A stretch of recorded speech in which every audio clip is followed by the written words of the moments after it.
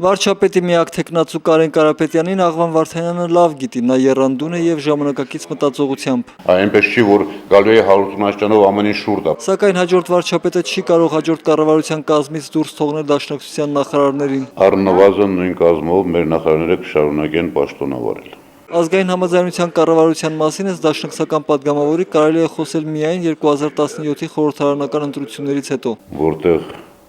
ամենայն հավանականությամբ ուզում եմ այդպես հավատալ,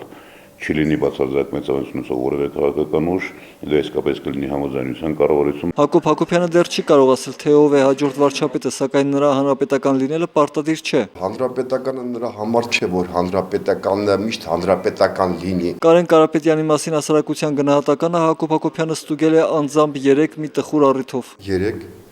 ես գտնվում էի Պանիխիդայում, այդպես,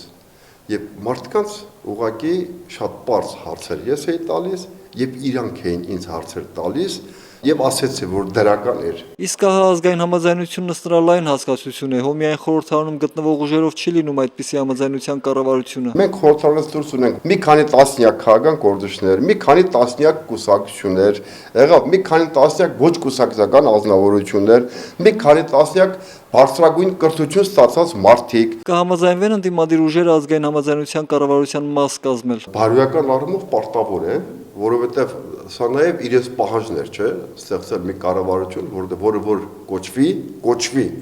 ազգային համաձայնության կառավարություն։ Հակոբ Հակոբյանն առաջին հանրապետականն է, որ հրապարակավ պնդում է Սասնա-Ծռերի դերը կառավարության ղեկավարի փոփոխության հարցում։ Սասնա-Ծռերի գործունեությունը արագացրեց այս ամեն ինչը, կարծում եմ, որովհետև եթե չլներ նման գործողություն, միգուցե մենք սրանք գայինք 3 տարի հետո կամ 4 տարի հետո։ Իդեպ կառավարության փոփոխությունից հետո մարդկանց համար տեսանելի փոփոխությունների եւ աղքատության կտրուկ կրճատման առումով հանրապետական падգամավորը չի շտապի։ Փոփոխությունները մարդը իր մաշկի վրա կարող է զգալ գոնե 10 տարում։